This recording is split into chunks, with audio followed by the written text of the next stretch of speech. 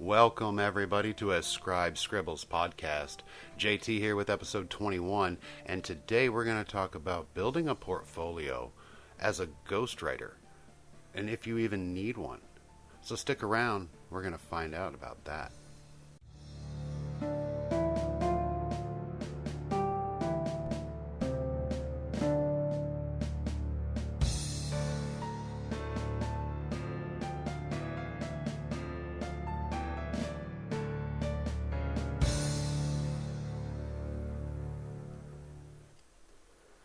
Since I'm so excited about the new video course that I'm putting together called Starting from Scratch, I figured that I would bring one of the lessons in as a podcast episode, kind of like a little teaser, something to get you started. And what that is working as a ghostwriter, which most of you, if you want to start working from home, that's what you're going to do. You're going to start out as a ghostwriter and you're going to get the experience that way. Now, if you don't know what a ghostwriter is, basically, in a nutshell, you are somebody that writes words. You do an article, an ebook, something, whatever it is for the client, but they take all the credit. Your name isn't on it anywhere. And once you get paid for it, you can no longer claim it as yours.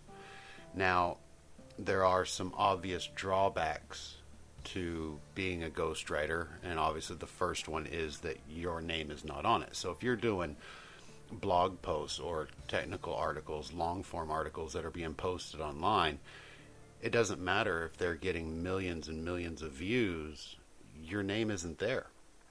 They can't credit you. You don't get any of that feedback. You don't get any of that click-throughs to your stuff because your name's not there.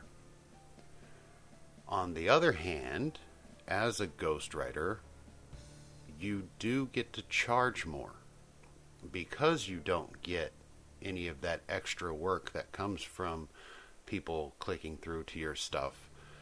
You get to charge a little bit more up front and put more in your pocket. Now, being a ghostwriter isn't a bad thing.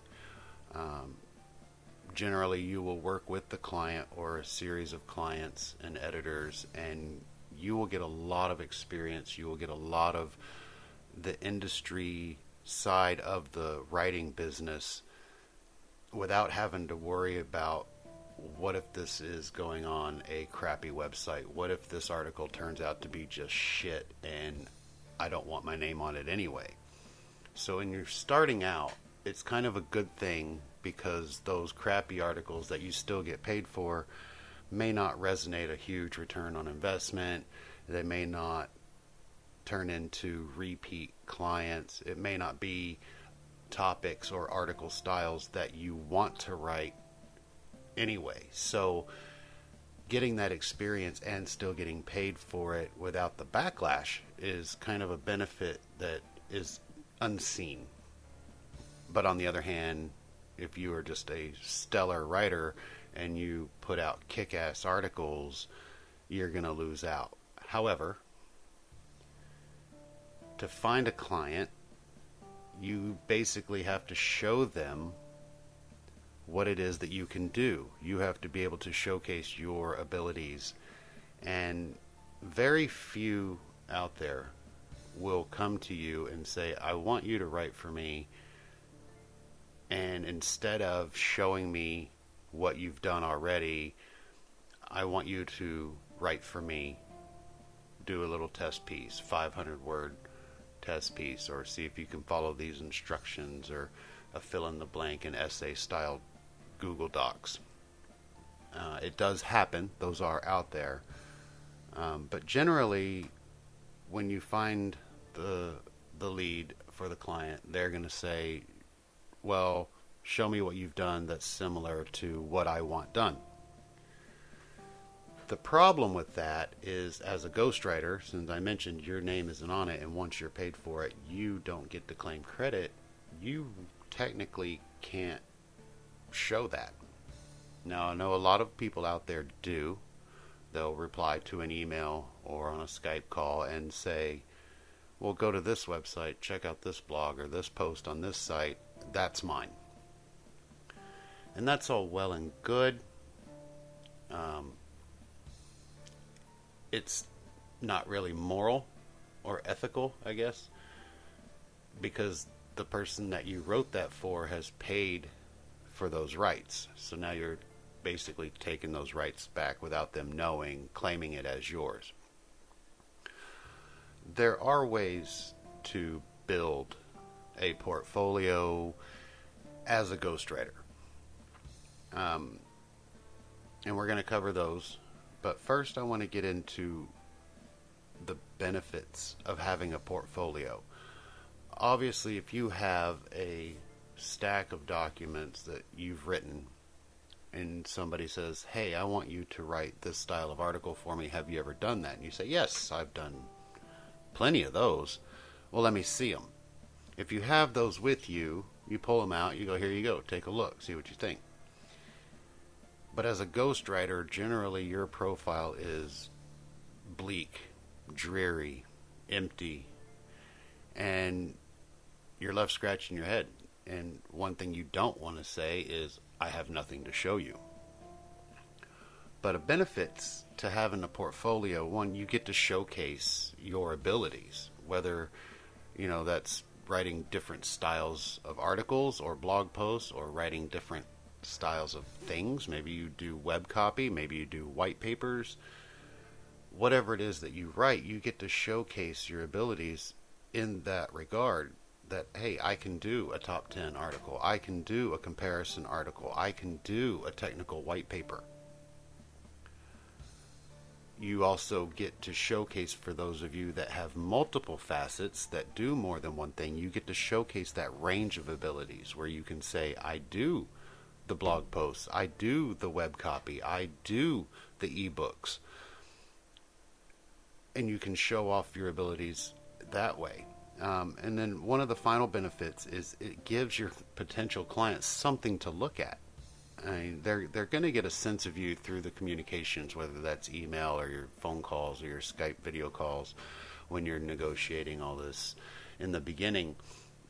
But somebody's great personality doesn't make them a good writer. I know plenty of people that are great to hang out and go have a drink with, but their writing is really shit. Writing is a skill, and luckily it is a learned skill, but if you don't have it and you try to fake it, it's going to come out eventually. And the client might be upset. It might be a long contract with 3 or 4 or 5 articles, and after the first one they cancel the contract. It happens.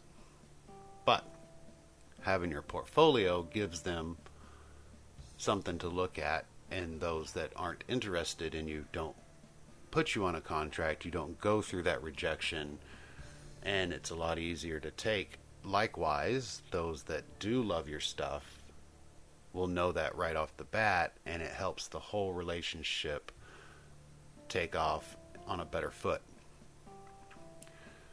So how do we build a portfolio if we don't get to claim our work? You can't sit there and work for 3 or 4 clients and write 10 articles and then claim them as yours. So when the next client comes through, what do? Well, we want to build a portfolio if you want to build one, and I will discuss in a minute what happens when you don't have one. But you can build one by doing guest posts. You'll hear that a lot. Do a guest post. Okay. Guest posts are great. They're still on somebody else's website. Some people like that. Other clients don't. It does have your name on it, so it technically isn't ghostwriting.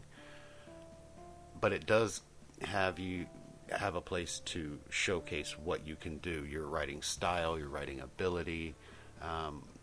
And the more of those that you can do, the bigger your portfolio will be, and potential clients will have something to look at. What I like to do, and when I first started out, this was what I did when I was a ghostwriter. I did mock write-ups. I did mock articles and mock blog posts and mock ebooks and mock white papers. They weren't for anybody. I did them in my time. I posted them on my website or on my blog. Gave a download link for the PDFs on my site. And I still do that. I still have those up today. But mock articles let you write what you want to write, how you want to write it. So if you want to write articles about video games, or you want to do ebooks, or you want to do white papers, you can do them for yourself. You can make up the names, you can make up the companies, you can even make up the products. And you post them, and then when somebody says, hey, do you write white papers? And you say, yes. And they go, well, what have you done? You can point them and say, well, my white papers are ghostwritten, but here's an example of one. Here's 5 blog posts that I've done in the style that you want. Go take a look at them. The other option, and this goes towards your client relationship with your past clients, and you're going to find in this line of work that some clients, once you're done with the contracts, you don't want to talk to them ever again. And there's clients that don't want to talk to you ever again. And then complete opposite, you're going to have clients that continuously come back to you. When you have those long-term clients that really get along with you, you get to ask them favors. And one of the things that you can ask them is, hey, look, I don't want to take credit for the articles that I've written for you or whatever it is that you've written. You say, look, I'm trying to get new clients. I'm trying to get some other clients, and I want to continue doing the same style of things that I'm doing for you. Would it be okay with you if I were to send a link through email to a potential client to this work that I've done on your website? And if the client likes you enough, they're going to say, of course. Now you have to stick to that. You can't put the link on your website and say, look what I did. You have to keep it behind closed doors, only when requested. Maintain that confidentiality. But if you have the permission to claim it as yours to another potential client, go ahead and do that. It does show that you have done professional work before. It does show your ability. It does show that style of whatever it is, like I said, article, blog post, a white paper. But it gives you that credibility too that, hey, I've worked with other people and they've put it up on their stuff. This is good shit. They're using it. So you want to buy my stuff because it's good. So those are 3 of the main ways that you can build a portfolio without actually doing work, and without breaking any contracts or clauses as a ghostwriter. So you get the ghost posts, those are on other people's websites. You get to ask permission from your long-term clients, your favorite clients, and you can send links through email on those. But what if, spur of the moment, or before you get your guest post posted, or before you hear back from that client, and all you have are your mock articles, what do we do with them? How do we post them? How do we send them to people to let them see?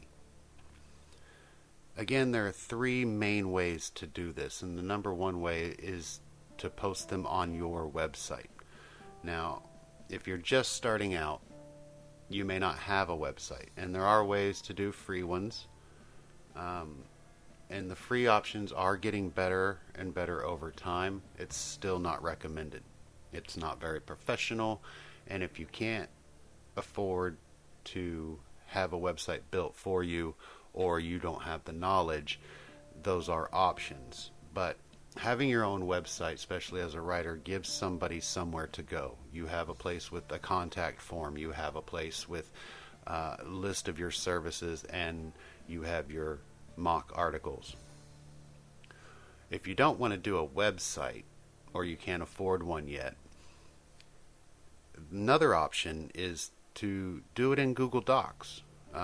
With Google Docs, you have the full word processor, so you can write. You have the drawings, so you can add photos and images or create your own. You can put them all together and make one file. And then you have shareable links that you can send out when people ask, oh, have you ever written a top 10 article? You say, yeah, I got some that I made up. See different styles. Here's the links on Google Docs, and then they can go and look at them. The only problem I find with Google Docs is that you have to be very, very careful with your settings. And if you aren't familiar enough with Google Docs to go through all the settings or know where to find them, you may end up sending links that allow somebody to edit them, delete them, and for the most part, you're not going to run into that problem. Nobody's going to ask to come see your stuff as a potential client and then ruin your mock articles. But the potential is there, and I just don't like it. But it is an option. Google Docs is a great option if you don't want to have a website. The other choice is to put everything you have in a PDF. Create a PDF and store it online. There are a lot of free storage options. Google has one. Dropbox, for example, has a free option. Any file sharing type of network where you can secure your work, and then you create this PDF and you upload it to these websites or these file shares.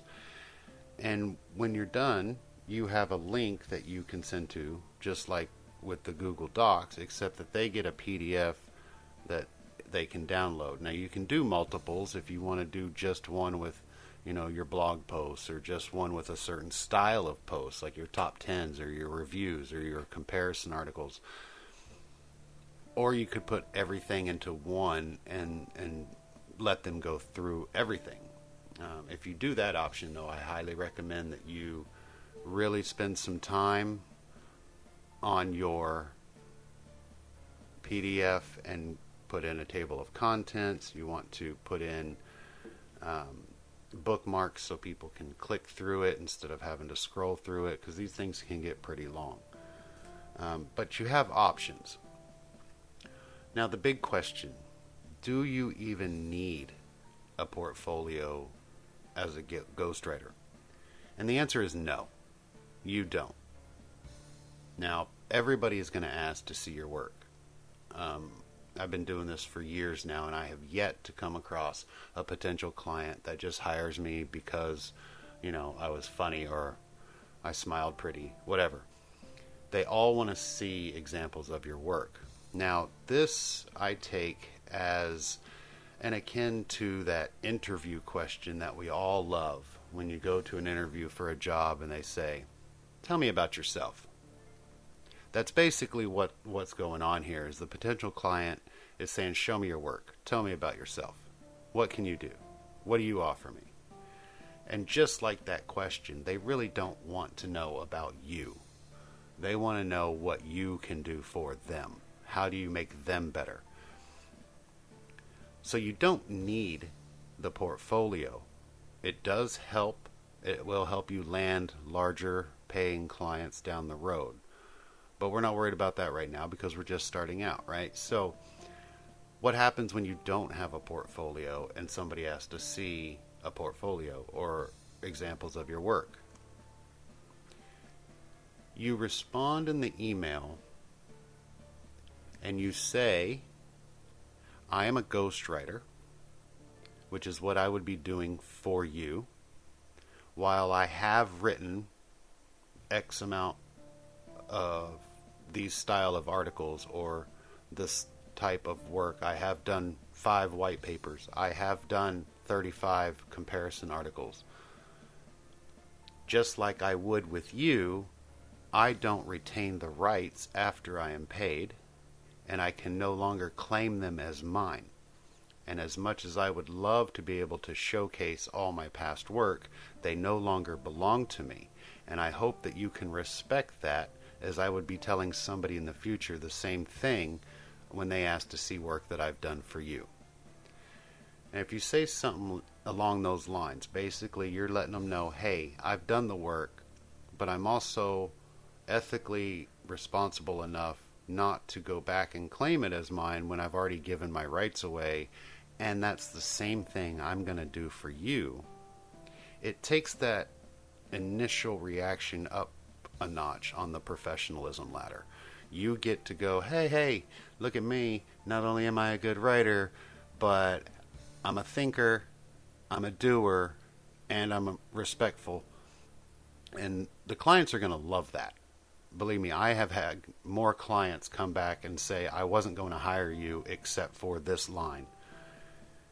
When I read that, I knew I had to have you on my payroll. And that's a great feeling. And if you do that, you're going to get that too. Let them know that you're extending to them the same courtesy that you're extending to your past clients, and you're going to do it again in the future. Their stuff is safe. They don't have to worry about you coming back later and claiming some of their shit as yours. Nobody wants that. So that's one of the best ways to get around not having a portfolio at all. Now, this only works if you're a ghostwriter.